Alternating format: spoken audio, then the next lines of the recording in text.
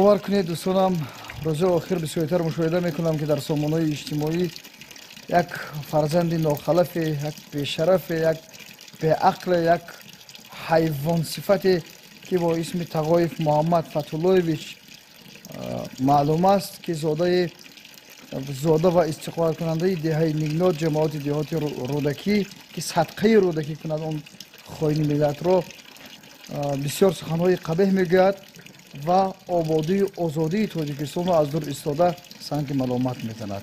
یک چیز رو گفتنی هم ای کثافت، ای حیوان صفت، چه خیلی که امروز فهمیدم امروز زادروزی مادر تو است که مادرت در بیمارخانه دعای مرگ تو را میکند که امروز به سن مبارک 74 قدم نهاده است. این صدقه آدم شو. تا جایی که معلومات دارم معلومات میانه ناپوره داری. با کدام عقلت، با کدام شعور انسانی مقابل ما جوانان بهار به ناموس وطن سخن میکنی؟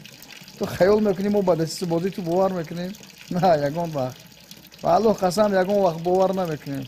هشدار میدهم که تا اون وقتی که ما زنده هستیم در پشت این سنگرهای ناموس وطن ایستاد میشویم و مقابل تو و اون سگ بچهای اروپایی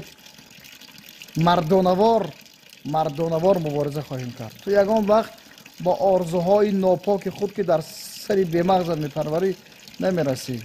انشاءالله در کیم کدام گوشه اروپا خور و زار شده، گدا شده، بون شده میمیری. مرگ به تو و تو بر این خاینای ملت. صدقه آدم شو، صدقه نام پیغمبر شو.